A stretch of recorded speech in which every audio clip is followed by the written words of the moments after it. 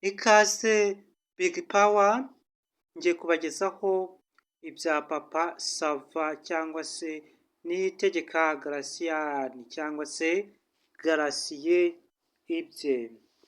Twakomeje rero amateka ya Papa Sava, akaba afite ibihumbi 794 by'abasubscribe bamukurikirana barenga, akaba afite miliyoni 247 n'ibihumbi bamaze kumureba kuri YouTube channel ye. Akaba yaratangiye gukoresha imbuga nkoranyambaga ku itariki 29 z'ukwa gatandatu 2013. Akaba afite video cyangwa se amaze uploadinga kuri YouTube ye, akaba ari video 1300 zirenga. Papa Sava rero akaba yararetse kwigisha agakora umwuga w'ubukomedi, akaba ari umukomedi. Papa Sava akaba yinjiza amafaranga atubutse.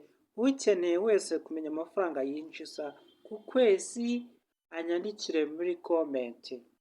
Nabakiriye rero ku muyoboro wanyu Pelo TV show. Rero intego y'uyu muryango, impamvu nawo bashingiye kuwinjiramo cyangwa se gukora subscribe, like na comment, ni iby'agaciro kuri wowe. Niba ufite umwuga ukora cyangwa se wifuza kwamamaza, tuzajya tubikorera ubuntu. Ushaka kwiga, kunga abatandukanye, abari barashakanye n'ibindi byinshi byose ni ubuntu. Kwamamaza ni ubuntu. Andika muri comment ibyo ushaka kwamamaza, mu gihe tuzajya tujya live nabyo tuzajya tubikora.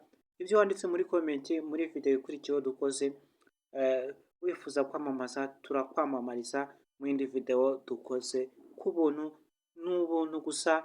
Uyu muryango waje gukemura ibibazo bya benshi, nicyo naza mbabwira mbagezaho, cyangwa se ufite amatangazo abika n'ibindi byose ufite byose kuri video ikurikiraho turabigukorera, tukakwamamariza ku buntu, nta mafaranga tugusabye.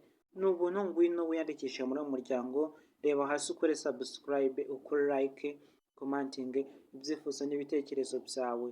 Buri segonda tureba ibyo batugejejeho, abadukurikirana tukabaha agaciro. Murakoze cyane abantu mwarebye iyo video. Mwakoze cyane.